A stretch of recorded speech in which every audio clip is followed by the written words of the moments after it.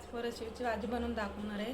तर मी पाव किलो फरस बी घेतलेली आहे आणि 10 लसणाच्या कळ्या घेतलेल्या आहेत, 10 ते 12 तिखट लवंगी मिरच्या घेतलेल्या आहेत, ही कोथिंबीर घेतलेली आहे आणि अर्धी वाटी शेंगदाणे घेतलेले आहेत। आता ह्याला बारीक शेंगांना चिरून घेणार आहे आणि शेंगदाण्याला लालसर भाजून घ्यायचं आहे। 2 शिट्टे आपल्याला काढायच्या आहेत याच्या शेंगांच्या। मी आता कुकर ठेवलेला आहे, तर 1 तांबे पाणी घालणार आहे। पाणी घालून झालेलं आहे। मी बारीक चिरून घेतलेला आहे, 2 पाण्याने धुवून पण घेतलेले आहे, तर हे पण घालायचं। आता आपल्याला झाकण लावून घ्यायचं आहे। 2 शिट्ट्या काढून घ्यायच्या आहेत आणि मी हे शेंगदाणे असे लालसर भाजून घेतलेले आहेत, त्याचं वाटण करून घेणार आहे मी। 2 शिट्ट्या झालेल्या आहेत, तर गॅस स्लो करून बघूया आपण। तर कढई पण ठेवून घ्यायची आहे वरती। तर छान असं शिजून झालेलं आहे।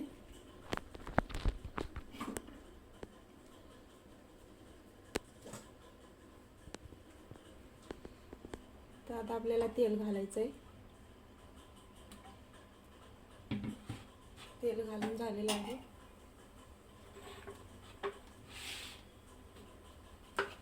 तर हे वाटण जे बनवून घेतलेलं आहे हे पण घालायचं आहे आपल्याला। मिरची, कोथिंबीर, लसणाचं वाटण।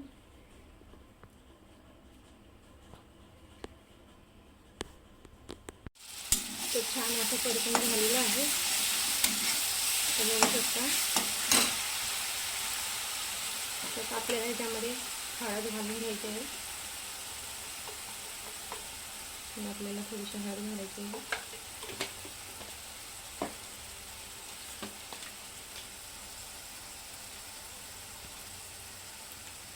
चवीपुरतं मीठ घालायचं आहे। त्याला छान असं परतवायचं आहे।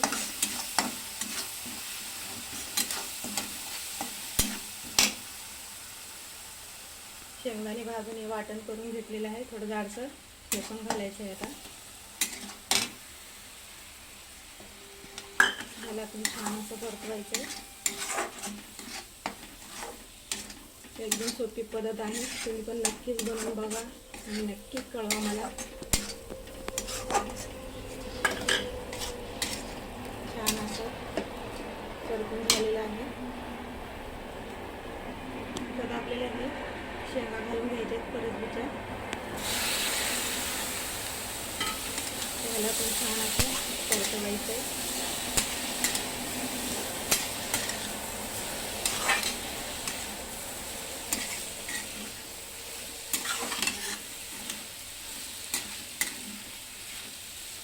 तर छान असं तेलामध्ये आलेली आहे आता भाजी आपली। तर आता हे अर्धा ग्लास पाणी घालायचं आहे आपल्याला। हे जो मसाला होता हे घेऊन टाकायचा आहे।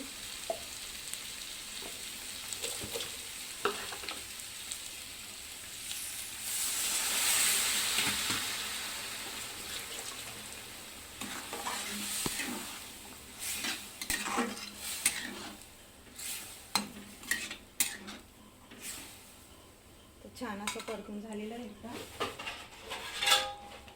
तर आपल्याला आता मिडियम गॅसवरती 5 मिनिटं झाकण ठेवायचं आहे। A few moments later.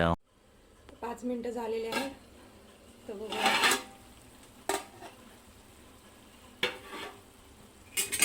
तर छान अशी तेलामध्ये आलेली आहे आता आपली भाजी।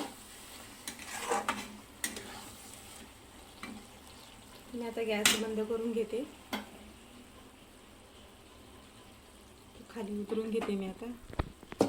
बघू शकता छान अशी झालेली आहे भाजी।